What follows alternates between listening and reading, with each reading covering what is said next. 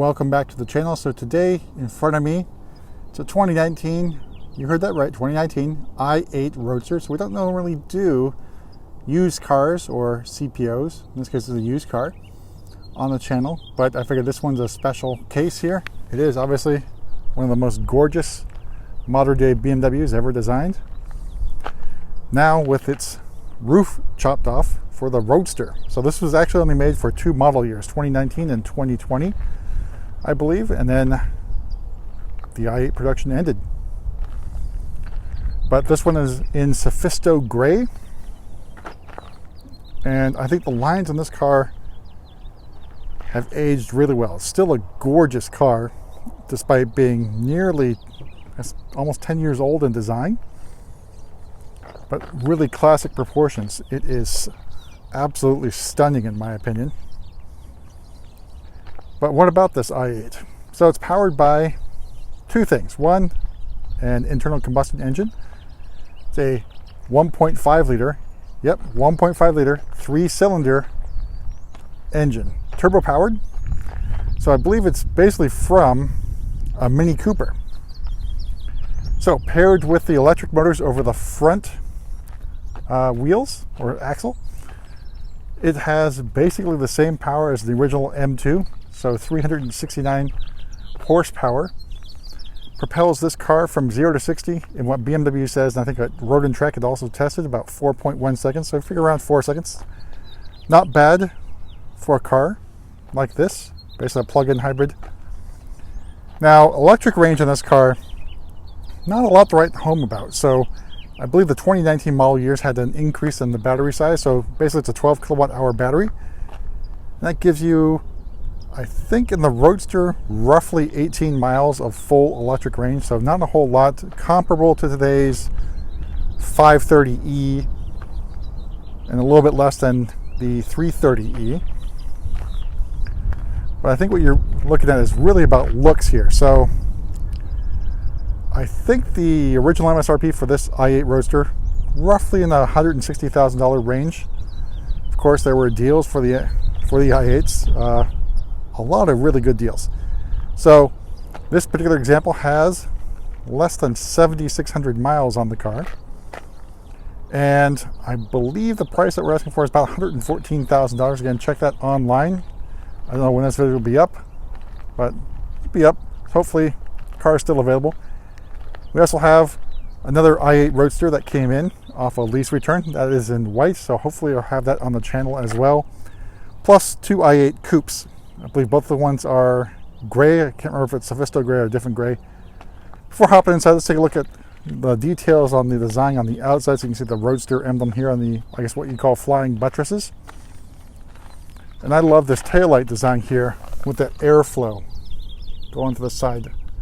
I think it looks fantastic. You got the reversing lights up there and the brake lights, of course. So I don't know, is this reminiscent of a classic Pininfarina Ferrari design?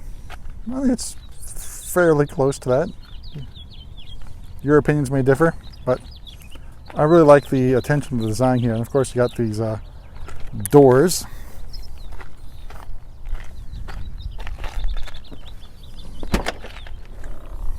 That fold up.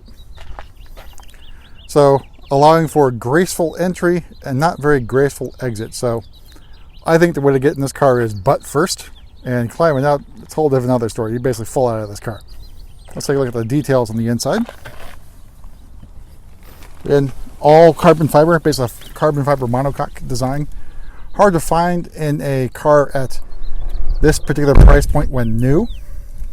I think basically you're talking like McLarens, and those are way, way, way more expensive than this car started off at.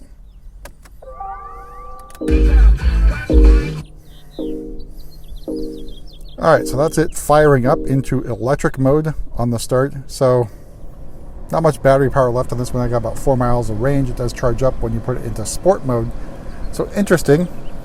So you got your comfort and Eco Pro buttons here. There isn't a sport button here. The way to get this car into sport is basically into drive, over to sport. You can see how the instrument panel is displayed now, sort of an orangey reddish color there, and the ICE fires up.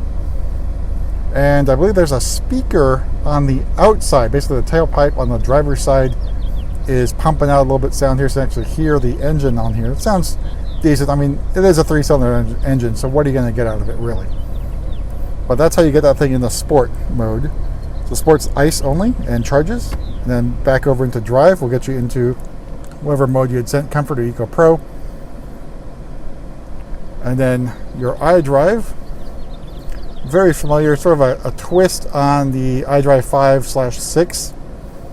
So it is touchscreen on the 2019, but exactly how to interface with the iDrive 6.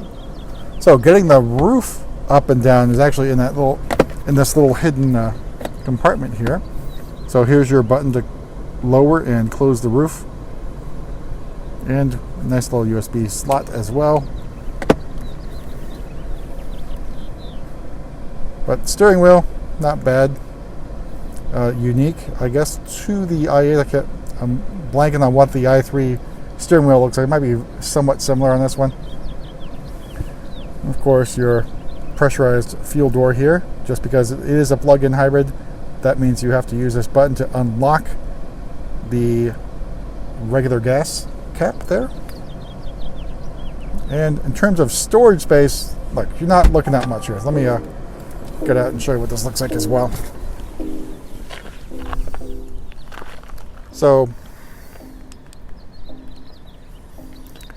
there's some storage space behind the passengers, because this is the Roadster compromises the rear seats in the i8 coupe. So you have a little bit of storage space in the back here. Trunk wise, there's a button up here. Let's take a look at what lies behind this thing here. So again, not a lot of trunk space available to you. So this obviously isn't a big road trip car. I guess it's more of a Sunday drive, weekend driving car. Not for overnight trips really, unless you're packing really light and it's only one night.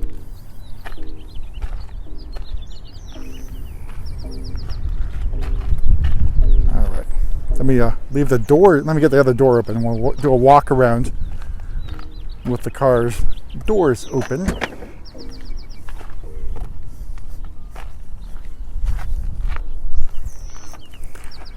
All right, so here it is in all its glory with the doors up. Classic look, I think, for a car of this nature. Obviously not a supercar, has a supercar looks. Performance is okay. It's not going to set any records here, but damn it does look beautiful. So you have any questions about the i8 and what's coming? So obviously, next up for BMW are full electric vehicles here in the States. i4 and iX are on their way. I believe they should be here early 2022. I think production starts in the fall. We'll have more information for those as they come in. So stay tuned, drop any comments, and we'll be sure to address them.